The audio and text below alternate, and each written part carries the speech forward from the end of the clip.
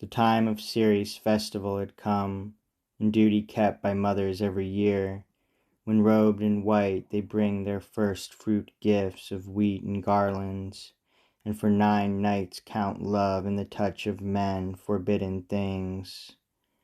The king's wife, Cenchrese, was there among the worshippers, enjoying the sacred rites. So while the king's bed lacked a lawful wife, the old, bad busy nurse found Cinyras well wined, and gave him tidings of a girl who loved him truly, naming a false name. And when he asked her age, the same, she said, as Myrrha's. So he bade her bring the girl, and she, returning home, "My darling child, rejoice," she said, "we've won." The ill-starred girl felt no whole-hearted joy. Forebodings filled her soul with sadness. Even so, joy too was there. Her warring thoughts were so confused. It was the hour when all the world is silent, and high between the bears the wagoner with slanting shaft had turned his starry wain. Now to her deed she went. The golden moon fled from the sky. The stars lay hid behind a canopy of cloud. Night's fires were lost. The first to hide his face was Icarus, and with him dutiful Aragone, who loved her father and was raised to heaven. 3 times a boding stumble warned her back. 3 times a screech owl, bird of doom, declared the omen with its deadly threnody. Yet on she went, the darkness of the night dwindling her shame. Her left hand held her nurse, her right groped the blind passage. Now she's reached the room, now found the door and opened it, and now she's led inside. Her shaking knees give way, blood fails her cheeks, and as she goes her senses reel. The nearer to her crime, the more her horror. Would she never dared, would she could steal away unrecognized. As she hung back, the old nurse took her hand and led her to the high raised couch and said, "She's yours, your majesty, take her," and joined the pair in doom. In that incestuous bed, the father took his flesh and blood, and calmed her girlish fears and cheered her bashfulness. Maybe, to suit her age, he called her daughter, and she him father, names to seal the crime. Filled with her father, Myrrha left the room, his wicked seed within her tragic womb, the crime conceived. The next night saw the deed doubled, and that was not the end.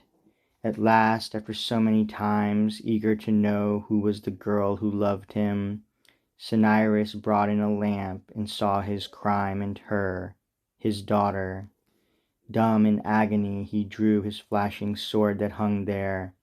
Myrrha fled. The darkness and the night's blind benison saved her from death.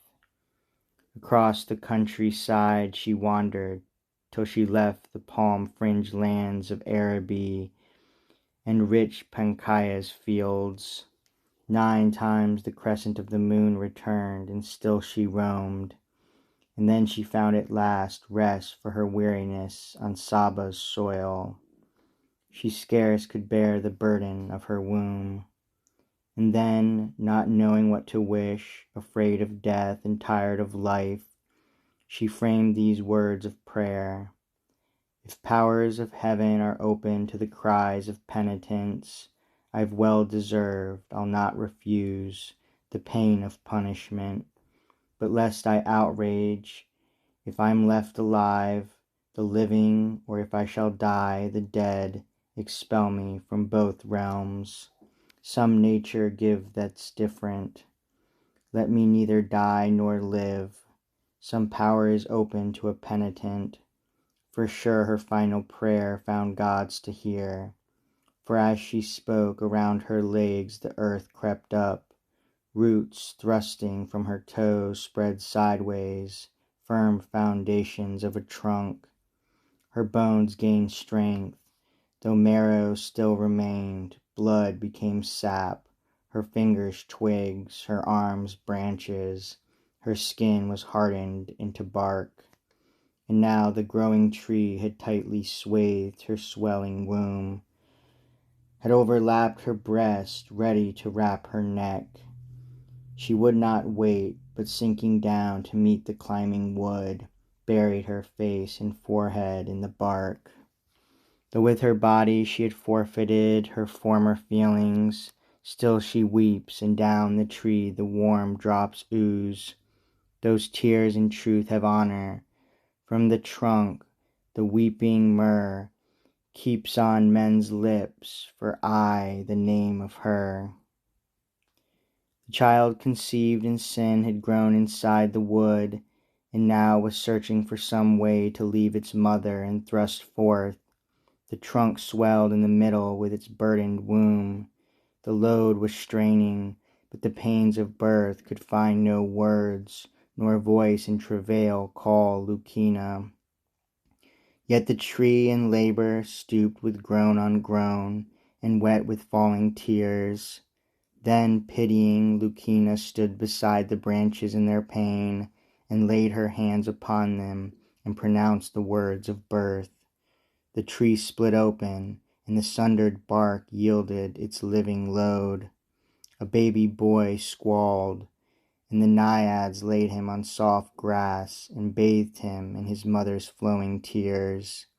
Envy herself would praise his looks, for like the little naked loves that pictures show, he lay there, give or take the slender bow.